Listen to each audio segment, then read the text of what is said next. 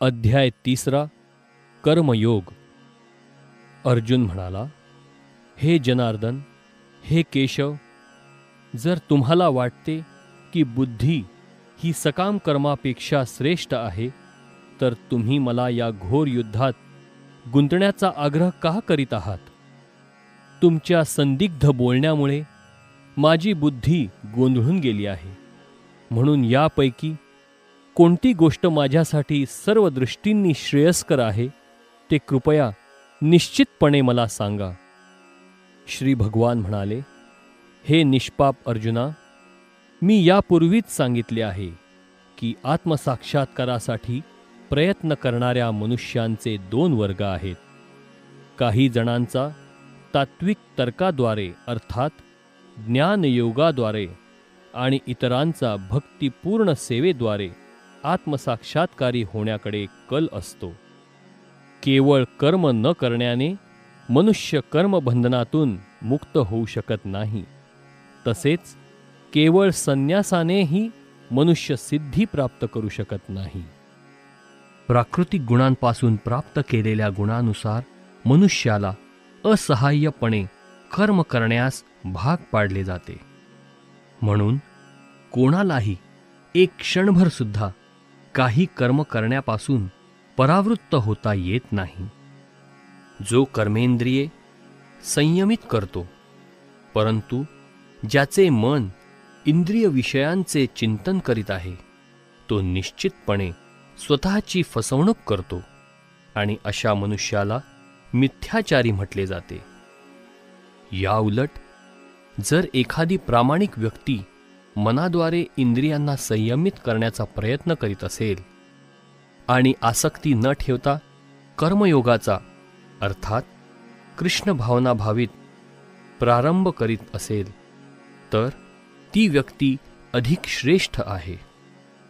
तुझे नियत कर्म तू कर, कारण नियत कर्म करणे हे कर्म न करण्यापेक्षा श्रेष्ठ आहे. कर्म केल्या वाचून मनुष्य आपल्या शरीराचाही निर्वाह करू शकत नाही. श्री विष्णूंप्रित्यर्थ यज्ञ म्हणून कर्म केले पाहिजे, नाहीतर कर्म हे या भौतिक जगामध्ये बंधनास कारणीभूत ठरते.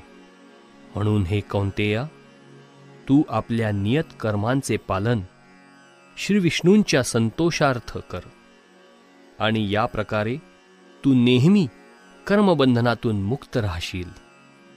सृष्टीच्या आरंभी प्रजापतीने श्री विष्णू प्रित्यर्थ यज्ञासहित मनुष्य आणि देवतांना निर्माण केले आणि त्यांना वरदान देऊन म्हणाले की तुम्ही या यज्ञापासून सुखी व्हा, कारण यज्ञ केल्याने सुखी राहण्यासाठी आणि मोक्षप्राप्ती करण्यासाठी आवश्यक त्या सर्व गोष्टी तुम्हाला सहजपणे प्राप्त होतील. यज्ञाने संतुष्ट झालेल्या देवदेवता तुम्हालाही संतुष्ट करतील आणि या प्रकारे मनुष्य आणि देवदेवता यांच्यामधील परस्पर सहयोगाने सर्वांसाठी सर्वत्र समृद्धीचेच साम्राज्य पसरेल. विविध जीवनावश्यक वस्तूंच्या अधिकारी असणाऱ्या देवदेवता ज्यावेळी यज्ञ करण्यामुळे संतुष्ट होतील, तेव्हा ते तुमच्या सर्व गरजा पुरवतील. पण अशा वस्तू पुन्हा देवतांना अर्पण न करता जो त्यांचा भोग घेतो, तो निश्चितपणे चोरच आहे. भगवत भक्त हे सर्व प्रकारच्या पापातून मुक्त होतात, कारण ते सर्वप्रथम यज्ञाला अर्पण केलेले अन्न ग्रहण करतात. इतर लोक जे आपल्या स्वतःच्याच इंद्रिय भोगाकरिता भोजन बनवितात, ते खरोखर केवळ पापच भक्षण करतात. सर्व प्राणी मात्र अन्नधान्यावर जगतात, जे पावसापासून उत्पन्न होते. पाऊस यज्ञापासून उत्पन्न होतो आणि यज्ञ विहित कर्मापासून होतो. वेदांमध्ये नियत कर्मे सांगण्यात आली आहेत आणि वेद साक्षात पुरुषोत्तम श्री भगवान यांच्यापासून प्रकट झाले आहेत. म्हणून सर्वव्यापी ब्रह्मतत्व हे यज्ञ कर्मात शाश्वतरित्या स्थित झाले आहे. हे पार्थ, जी व्यक्ती वेदांद्वारे प्रस्थापित यज्ञचक्राचे पालन मनुष्य जीवनामध्ये करीत नाही, ती निश्चितपणे पापमय जीवन जगते. अशी व्यक्ती केवळ इंद्रियतृप्तीकरिताच जगत असल्याने व्यर्थच जीवन जगते. पण जो आत्म्यातच रममाण झाला आहे, ज्याचे जीवन आत्मसाक्षात्कारी आहे आणि जो पूर्णपणे संतुष्ट होऊन आत्म्यामध्येच समाधानी आहे, त्याला काही कर्तव्य राहत नाही. आत्मसाक्षात्कारी मनुष्याला आपले विहित कर्म करून कोणताही हेतू प्राप्त करवायचा नसतो. तसेच या प्रकारचे कर्म न करण्याचेही त्याला काही कारण नसते. त्याचबरोबर इतर प्राणीमात्रांवर अवलंबून राहण्याचीही त्याला काही आवश्यकता नसते. म्हणून कर्मफलावर आसक्ती न ठेवता मनुष्याने कर्तव्य म्हणून कर्म केली पाहिजे. कारण अनासक्त होऊन कर्म केल्याने त्याला परमेश्वर प्राप्ती होते. जनक आदी राजांनी केवळ नियत कर्मे करून सिद्धी प्राप्त केली. म्हणून एकंदर सामान्य लोकांना शिकवण्याकरिता तू आपले कर्म केले पाहिजे. श्रेष्ठ व्यक्ती जे जे करते त्याचे अनुसरण सामान्य जन करतात. आपल्या अनुसरणीय कृत्यांनी ती जे जे आदर्श घालून देते त्यानुसार सारे जग कार्य करते. हे पार्थ, या तिन्ही लोकांमध्ये माझ्यासाठी कोणतेही नियत कर्म नाही. मला कशाची उणीव नाही, तसेच मला काही प्राप्त करावयाची आवश्यकताही नाही. आणि तरीसुद्धा मी नियत कर्मांचे आचरण करतो. कारण जर मी नियत कर्मांचे पालन काळजीपूर्वक केले नाही तर हे पार्थ, सर्व लोक निश्चितच माझ्या मार्गाचे अनुसरण करतील. मी जर नियत कर्म केले नाही तर हे सर्व ग्रहलोक नष्ट होऊन जातील. अनावश्यक लोकसंख्या उत्पन्न करण्यास मीच कारणीभूत होईन आणि त्यामुळे सर्व प्राणीमात्रांच्या शांततेचा मी विनाशक होईन. ज्याप्रमाणे अज्ञानी लोक फलांच्या आसक्तीने आपले कर्म करतात, त्याचप्रमाणे लोकांना योग्य मार्गावर नेण्याकरिता विद्वान मनुष्याने अनासक्त होऊन कर्म करावे. नियत कर्मांच्या फलामध्ये आसक्त असणाऱ्या अज्ञानी मनुष्यांचे मन विचलित होऊ नये म्हणून विज्ञान व्यक्तीने त्यांना कर्म थांबविण्यास प्रेरित करू नये. याउलट भक्तिभावाने कर्म करून त्याने त्या लोकांना अर्थात कृष्ण भावनेच्या यथावकाश विकासासाठी सर्व प्रकारच्या कार्यांमध्ये युक्त करावे. मिथ्या अहंकाराच्या प्रभावाने मोहित झालेला आत्मा स्वतःलाच कर्माचा कर्ता समजतो. पण वास्तविकपणे प्रकृतीच्या 3 गुणांद्वारे कर्म केले जातात.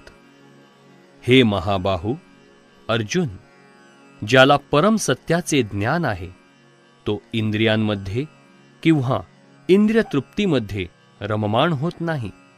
कारण तो भक्तिपूर्ण कर्म आणि सकाम कर्म यांच्यातील भेद उत्तम प्रकारे जाणतो. भौतिक प्रकृतीच्या गुणांनी मोहित झाल्यामुळे अज्ञानी लोक भौतिक कर्मात पूर्णपणे मग्न होतात आणि आसक्त होतात. पण असे कर्म करणाऱ्यांकडे ज्ञानाचा अभाव असल्यामुळे त्यांचे कर्म जरी कनिष्ठ असले तरी ज्ञानीजनांनी त्यांना विचलित करू नये. म्हणून हे अर्जुन, माझ्या पूर्ण ज्ञानाने युक्त होऊन मला तुझी सर्व कर्मे समर्पित करून लाभेच्छा न ठेवता, स्वामित्वाचा दावा न करता आणि आलस्यरहित होऊन युद्ध कर. जे कोणी माझ्या आदेशानुसार आपले कर्म करतात आणि या उपदेशांचे द्वेषरहित होऊन श्रद्धेने अनुसरण करतात, ते सकाम कर्माच्या बंधनातून मुक्त होतात. परंतु जे द्वेष भावनेने या आदेशांची उपेक्षा करतात आणि त्यांचे पालन करीत नाहीत, त्यांना ज्ञानशून्य, मूढ आणि सिद्धी प्राप्त करण्याच्या प्रयत्नात ते भ्रष्ट झालेले आहेत असे समजावे. ज्ञानी मनुष्य सुद्धा आपल्या स्वतःच्या प्रकृतीनुसार कार्य करतो, कारण प्रत्येक जण 3 गुणांद्वारे प्राप्त झालेल्या प्रकृतीनुसार कार्य करतो. बळेच निग्रह केल्याने काय साधणार आहे? इंद्रिय आणि इंद्रिय विषय यांच्याशी संबंधित आसक्ती आणि विरक्ती यांना नियंत्रित करण्यासाठी नियम आहेत. मनुष्याने अशा आसक्ती आणि विरक्तीने प्रभावित होऊ नये, कारण आत्मसाक्षात्काराच्या मार्गात ते अडथळेच आहेत. इतरांच्या कर्मांचे उत्तम रीतीने पालन करण्यापेक्षा स्वतःच्याच नियत कर्मांचे दोषयुक्त असले तरी पालन करणे अधिक श्रेयस्कर आहे. स्वतःचे कर्म करताना जरी एखाद्याचा विनाश झाला तरी दुसऱ्याचे कर्म करण्यापेक्षा ते श्रेयस्कर आहे, कारण दुसऱ्याच्या मार्गाचे अनुसरण करणे भयावह असते. अर्जुन म्हणाला, हे वृष्णिवंशजा, कशामुळे मनुष्य त्याची इच्छा नसतानाही जणू काय बळेच पाप कर्मे करण्यास प्रेरित होतो? श्री भगवान म्हणाले, हे अर्जुना, रजोगुणाच्या संपर्कातून उत्पन्न झालेला हा काम आहे आणि नंतर तो क्रोधामध्ये रूपांतरित होतो. तोच या जगताचा सर्वभक्षक महापापी शत्रू आहे. ज्याप्रमाणे धुराने अग्नी, धुळीने आरसा आणि वारेने गर्भ वेष्टीला जातो, त्याचप्रमाणे जीव या कामाद्वारे विविध प्रमाणात आच्छादिला जातो. याप्रमाणे ज्ञानी जीवाची शुद्ध चेतना त्याच्या कामरूपी नित्य शत्रूद्वारा आच्छादिली जाते. काम कधीच संतुष्ट होत नाही आणि तो अग्नीप्रमाणे जळत असतो. इंद्रिये, मन आणि बुद्धीही या कामाची निवासस्थाने आहेत. यांच्याद्वारे काम आत्म्याच्या शुद्ध ज्ञानाला आच्छादित करतो आणि त्याला मोहित करतो. म्हणून हे भरतर्षभ, अर्जुन, इंद्रियांचे नियमन करून पापाच्या या महान प्रतीकाचा प्रारंभीच निग्रह कर आणि आत्मसाक्षात्काराच्या ज्ञानाचा विनाश करणाऱ्या या कामाचा वध कर. कार्य करणारी इंद्रिये जड प्रकृतीपेक्षा श्रेष्ठ आहे. मन इंद्रियांपेक्षा श्रेष्ठ आहे. बुद्धी मनापेक्षाही श्रेष्ठ आहे आणि तो अर्थात आत्मा बुद्धीपेक्षाही श्रेष्ठ आहे. याप्रमाणे आपण स्वतः भौतिक इंद्रिये, मन आणि बुद्धी यांच्यापेक्षा श्रेष्ठ आहोत असे जाणून, हे महाबाहो अर्जुन, मनुष्याने विचारपूर्वक आध्यात्मिक बुद्धीद्वारे अर्थात कृष्ण भावना मनाला स्थिर केले पाहिजे आणि याप्रमाणे आध्यात्मिक शक्तीद्वारे या कामरूपी अतृप्त शत्रूवर विजय प्राप्त केला पाहिजे.